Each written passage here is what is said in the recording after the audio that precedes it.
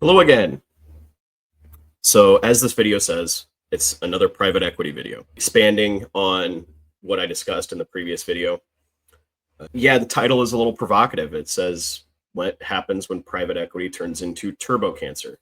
It's not my phrase. Actually, I was told this by someone, very smart person, and I happen to agree with it because when I first heard it, it makes a lot of sense. Because as the last video showed, there are good private equity firms and there are bad private equity firms. And some private equity firms get into businesses and lines of operation, everything else they have no business or experience being in. And that's when the turbo cancer hits. But it's not just turbo cancer for a company, it's also turbo cancer for the employees because of the steps that the private equity firm will take in order to get what they want. But before I get into private equity, I feel it is important to discuss a little bit of background. So I've worked for several different types of companies: private equity, publicly held, privately held, and also a family business. My family, since the time I was young, like single digits, owned a small manufacturing business. It wasn't heavy manufacturing. It's not like we were doing like stamping mills or like heavy industry. It was light manufacturing is the actual term. And a lot of my values and beliefs on how to treat employees and how a company should be run comes from that background. When I was young, I would just like, "What does your dad do?" And it'd be, "He's a businessman," but I didn't know what he did. But then I got old enough to work there every summer or break from school. And as a kid is wont to do, I made comments about some of the guys who work there. They're, trust me, you work in a manufacturing environment, you hear some raunchy comments, and some of them might not be appropriate for a kid at 11, 12, or 13 years old. And you make comments. And that was probably the maddest I've ever seen my dad. And ever since then, it shaped my belief in how people should be treated, respect that people should be given. And it was brutal to a kid. Uh, like I said, it was the maddest I'd ever seen him. And he took me aside and basically pointed at my shoes and said, those guys are the reason you have those shoes. Those guys are the reason you have the books to read that you want. Those workers are the reason you have everything in your life. Without them, you would have none of this. We as a family would have none of this. So you have to have respect. You have to respect their labor, you have to respect them as people, and you have to respect their work. And that has stuck to me, even to the point where when I worked there later in life after college, because it was a family business, I was looking to take it over, obviously, that when the business was faltering and we couldn't make payroll, I chipped in my own money to make payroll as an employee. So that is the background. That is where my belief in how employees should be treated, because that was the most proud my dad was of the company, was how many kids of the employees went to college, how many of them had all the extracurricular activities that they wanted to do that they might not have had otherwise. All the things, provide a good health care, provide a good wage. Uh, and my family practiced like a reverse nepotism. So when I worked there, there was a line bonus, and I actually made quarter bonus or half bonus while everybody else made full bonus. I didn't think that was fair either. However, it did help me pay for my college.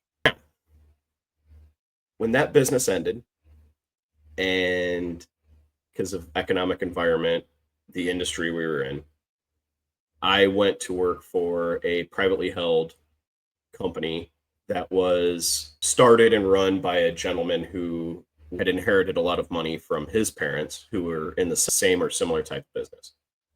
And he was an older gentleman, but I still remember it to this day. When the Great Recession hit and there was an all company meeting, I just got a promotion. And he proudly stood in front of everybody to say, everybody needs to take a pay cut, but I'm going to take a pay cut too. And that sounds great unless you're in a position in a company, usually like sales or something like that, where you have a little bit of a peek behind the curtain, and knew that he owned the buildings that the company was located in, used for warehouse space, office space, and all that. And he absolutely did not stop paying himself $20,000 to $30,000 a month for the buildings on the lease payment. So great, he gave up his salary. I guess that's cool, but it's not like he was hurting. Not like a lot of the employees at the time were. So that was another route. Now, publicly traded company, I have no issues with. That was actually great. Now we're getting into the private equity time. And I have experience with both forms of private equity from the last video, a good private equity firm and a bad private equity firm. The good private equity firm, most of their manufacturing and operations were based in Mexico. And when it came time, they would source from Mexican suppliers. So it's not like great from a domestic manufacturing standpoint, which I would prefer, but they still treated everybody well. The Mexican employees got a good wage for Mexico. They had food provided, lodging provided if they needed it. It was all in all a well-run company. The US-based operations were primarily fulfillment, some light packaging for warranty and service, and sales, tech, product development, those types of things. That was a good private equity firm. If you had a gap in your department, it got filled. They didn't bare bones employees. They didn't try to gut the company or harm operations or their nest egg. They tried to grow the company and invest resources in order to make it happen. So now here we are. We are now at the stereotypical bad private equity firm. We discussed in a previous video how that works, how they want to juice immediate profits. They want to immediately show that their control of the company has led to improvements, because that is how a private equity firm is able to flip a company in 2 to 3 years. They show that their management of the company has improved the performance and the profit and the value of the company. This is a thing called their scorecard for this is a thing called EBITDA. EBITDA is earnings before interest, taxes, depreciation, and amortization. I have never really liked that as a business metric. I think you need to look at net profit, because that's with all the expense taken out. And that really, to me, is at the end of the day, that's what the company made. It's triple net profit. That's not what this is. This is just before these other expenses are taken out, this is what we made. And somehow that is a value measurement of the company. And that leads to another scorecard or metric that private equity firms have given themselves called EVC, or expected value of control. This scorecard is essentially EBITDA, but it is a measurement of what actions the equity firm took in order to increase that EBITDA. So it shows their scorecard or their value as a private equity firm. This is what we did. And this is why we are king shit. Because we grew the EVC from here to here based on our actions. Benign type of situation, right? I mean, every business wants to increase their value, wants to increase their growth, wants to increase their net profit. So where does the turbo cancer come in? It all comes in the time horizon. A private equity firm or a bad private equity firm is not looking to own a company. They're not looking to grow a company long term over the course of years. They're not looking at market share. They're not looking at what can they do to own a market or own an industry. They are looking to increase the value to a certain percentage that they can sell it and make a certain amount of profit for their investors, who are private individuals, obviously, private equity. So how do they do that? How do they accomplish that? Well, when you're looking at such a short time horizon of 2 to 3 years to flip the company, you really only have a few options. You reduce payrolls. In publicly traded companies, this is done all the time. Stock market loves it, right? That's an immediate gain. That's an immediate improvement to the bottom line. The other way they do it is reduce cost of goods sold. So that is where a bad private equity firm who doesn't really know the industry that they're in or anything else will immediately just do what everybody else does: offshore. We're going to take production and we're going to move it to another country, and that's just going to massively increase our profits. And for the past 25, 30 years, that's usually been the case. Not always, but usually. And the value of that has shrunk drastically, and as pay costs all increase overseas. So what do you do with the production workers that were there? Well, it's a double benefit, right? Not only do you offshore production, but you also can get rid of all those manufacturing employees that you had and the facilities that they worked in. So it's a triple benefit. Is it great? No, I believe in US domestic manufacturing. I do. There are certain industries where it doesn't make sense, but for the most part, I think production, the American worker, is just as good as anywhere else in the world, and a lot of times better. And if you can make it domestically, you make it domestically. That's not the calculation. So you get a company that might be based in New York, whatever, coming into the manufacturing Midwest. They buy a company, they immediately offshore the production, they cut the production staff, they shut down facilities. Now you're getting into the nitty gritty. So if they have not reached their EBITDA target yet, or their EVC target yet, what do? So now we get into the employee turbo cancer. So you have a few things that they can do. And I think this is germane because it does lead to a certain cost or consequence to the employees, which they don't get it twisted. They don't care about. They don't. You can use all the HR words. I mean, I've had to take microaggression classes and stuff like that, and I think it's, for the most part, whatever. It's a joke, kind of. But I also go back to the core value of employees should be valued. There should be an appreciation for the work that people do. There is an inherent nobility. I don't want to say nobility, because I think that's a overused term. And there's some people that have never worked in a day in their life that think manual labor is somehow glamorous or noble. It isn't. But there is a respect that should be given to work, to what people do, to what they go through. So first off, these are, I've gone through these, I've looked at these, and I think this is a fantastic list, and it is spot on. When I first read this, it actually made me laugh because it is so incredibly accurate. So first, after you've cut everything that you can, and now you're bare bones, you have eliminated all safety net, and you have essentially pushed the company or the system to potential failure. And that's, in engineering, that makes sense. You bring in a new product, you don't test to requirements. You test to failure because you want to see how far you can go. You want to test it until it breaks. Testing the systems of a company to breakage is not really a good thing. So what happens? Well, you're still looking to decrease salary costs. So you can do it one way, and that's by attrition. So someone leaves, gets a new position elsewhere, and they leave the company.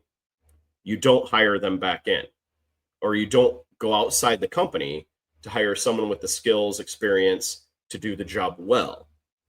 You do what's termed a dry promotion. So what is a dry promotion? So you take someone from another department and you give them added responsibility, or they might have been at a lower title level and you just give them the responsibilities of the higher title, but none of the benefits. You don't increase their pay, you don't increase their benefits, you don't increase their bonuses or incentivize them to do it. In the case of high performers, driven individuals that don't like to fail, they're going to bust their ass to do a good job for things that they might not necessarily know how to do. This results in breakage or potential failure in the company because you have someone that is on a learning curve. And they're very good individuals, they're very smart individuals, they're very driven individuals. So they'll get there. But there's a lag time. And in that lag time, things get broken, things get missed. There is a potential there for chaos and disaster. You also, because keep in mind, I'm going to go back to the other slide here. I'm not going to go through all these points because I think I'm going to leave them up here so you can read them. And if you are familiar with private equity or companies in general, you'll understand a lot of this. And that's the point. It's not necessarily to go through these line item by line item. Now, the other part of that is on EBITDA. You can either make exceptions for the market and the current economic climate and what the business looks like and take steps to fix it or adjust to it. You adjust your targets to the market. However, in Turbo Cancer, that's not the case. The private equity firm has a target. They have a number and they set everything else based on that number. So you want to make your bonus, you have to hit that number. You want to make your commission, you have to hit that number. And it's a monthly number. I made a mistake, and that was totally my fault and assumption, because for my entire life, quarterly numbers have been what is important. If a bank looks at your financials of a business, they're looking at your quarterly numbers. If a bank or if a investor looks at your business from a financial standpoint, it's based on quarters. If you need to get a loan in order to float your business, it's quarterly numbers. What did you do this quarter? What did you do last quarter? I was very strenuously corrected that quarterly numbers mean shit. All they care about is how much money they get at the end of the month. How much money from the company goes to the equity firm. That's all they care about. And it's on a month-to-month basis. So now you're looking at monthly numbers. That's all you're looking at. Just by virtue of that, you're not looking at growth patterns. You're not looking at economic indicators. You're not caring about it. You're just saying it's honestly almost like a loan shark. In fact, I'll play a clip from a movie that can kind of explain that. Business bad? Fuck you, pay me. Oh, you had a fire? Fuck you, pay me. Yeah, Goodfellas. Fuck you, pay me. That's the mentality. And I totally get it. It's the golden rule. He who has the gold makes the rules. Fine. But when you set targets based on a predetermined or preconceived number, and you don't make allowances for market conditions, feasibility, the product itself, then you're setting unrealistic targets. And driven individuals that don't want to fail are going to absolutely murder themselves to meet that target. Hence, turbo cancer, employee burnout is really what you're talking about here. Because employee value and how competent an employee, and keep in mind, competent people are very rare and they should be treasured. That is simply a fact. I respect people, I respect their work. However, competent people that are driven and willing to go above and beyond are as rare as diamonds. Actually, let me rephrase that, because frankly, diamonds are carbon. They're not that rare. They're rare as a Cubs World Series win. Hey, that works. So these people these competent, driven individuals are going to burn out. So these high-performing, competent individuals will do everything they can to hit these targets. And that's where burnout happens, because on the back end, there will be no support. Marketing, not going to happen. Advertising campaigns, not going to happen. New products, this is where we get into another kind of feature of a bad private equity firm, is capital expenditures. Capital expenditures, they are, as I discussed in the previous video, they're fatally allergic to. We could deep dive a bit more into that, but to put it very simply, you have to come up with a business case and how is it going to improve their EVC scorecard, or how is it going to improve EBITDA? And this is where the new products part comes into play, because new products generally require a significant capital expenditure in tooling, testing, design, all the things. And a private equity firm is allergic to that. But why are they? Because a capital expenditure has a return on investment. This is where once we develop and do this expenditure and the product is available for sale, we can then go out and sell it. And if it cost $1 million to develop this product, we have to make $1 million in profit. So suddenly, instead of EBITDA, we're not talking EBITDA, we're talking profit dollars. Now, it could be a year or 2 years before the break-even point on that product development, which, if you're looking at the time horizon of a private equity firm, they want to flip the company in that time. So new products, by their very nature, and capital expenditures, by their very nature, actually hurt their EBITDA in the time horizon that they're looking at. That's why they're allergic to them, because they don't see, it's not a benefit to their EVC.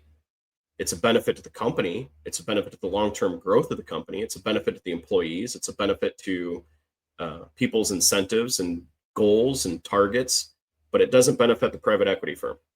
So not going to happen. So all these things lead to unrealistic targets. You don't have the product. You don't have the inventory. That's another one on this list here. And your high performers, your driven individuals, are burning out. That's the worst case scenario. So now the system is breaking. But if you're the private equity firm, you hope the time frame on the breakage is longer than the time frame of you being able to flip it. That's the calculation. That's really kind of what they're looking for when it comes to employees. How much breakage can I do that will still allow me to sell the company for positive or high EVC while reducing costs and expenses on salary? So you get things like dry promotions, you get things like lower inventory, no capital expenditure, and you fall back heavily on the people you've identified, or maybe not even identified, you just throw it on them and see if they perform, of driven, high-performing, can't-lose kind of individuals. The people that are just willing to do the work because it's in front of them and they care. But that leads to burnout, leads to stress, it leads to a whole host of other things. Worst case scenario, like I said, the system breaks. It breaks before they're able to flip the company. That's a terrible situation for them. That's when you'll start seeing them hire people in, bring in outside consultants, that type of thing. The best case scenario for them is that they have enough high performers that will work together, share the load across departments, and work together to make things work. That's the best case scenario. And it can happen. But what benefits them? Well, it's the bonuses and everything else. Obviously, you incentivize them, and maybe they have a genuine friendship with people that they work with, and they don't, and they all try to help each other out.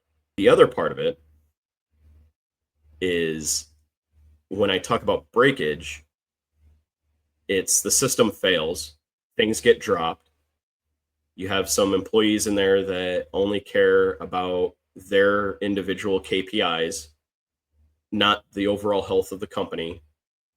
And that leads to infighting, politics. And because of all the cuts and slashes and everything else that they've done, everybody is scared for their job. That's a feature in this type of private equity firm, is everybody's scared for their job.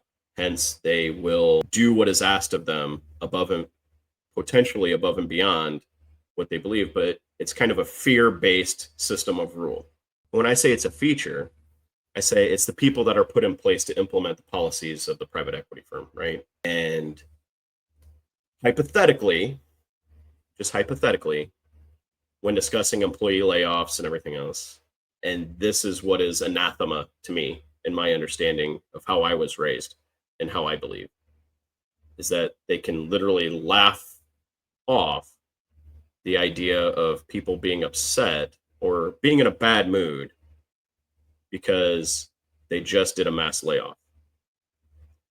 So that's the type of people you're working with in a bad private equity firm, is that they just, again, I go back to the Goodfellas. It's an attitude of fuck you, pay me. And that's it. The company breaks, they'll be okay. The company gets sold, again, they'll be okay. In every scenario that exists, the representative of the private equity firm will be okay. And that's fine. That's the position that they're in. That's the position they fought for. Could I personally do it? No. But for some people, it's obviously a way of life. And I think there's no better demonstration. I've been playing around with some AI audio and also some audio editing to do this. So I think not only is Goodfellas a prime example, but there's one scene from Planes, Trains, and Automobiles, and you might know exactly which one I'm talking about, that is perfectly adapted to this situation. And I'm just going to play it right now.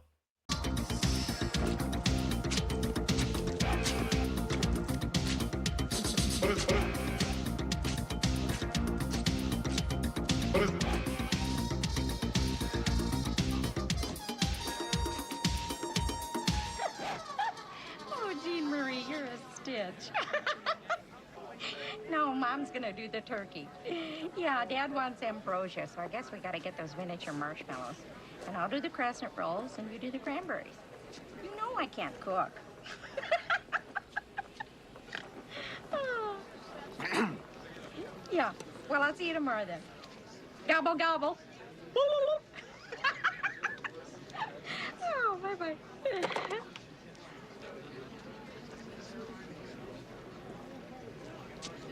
Welcome to private equity. May I help you? Yes. How may I help you? You can start by wiping that fucking dumbass smile off your rosy fucking cheeks.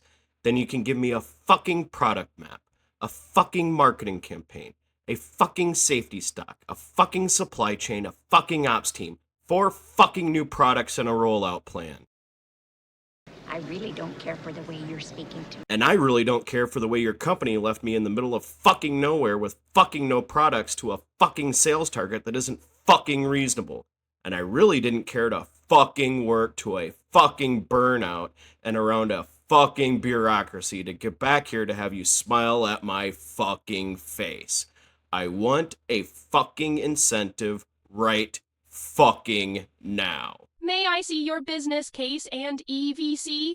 I threw it away. Oh, boy. Oh boy, what? You're screwed. Yes, that is me doing the voice of Steve Martin, but adapted to kind of talk about how private equity operates a little bit.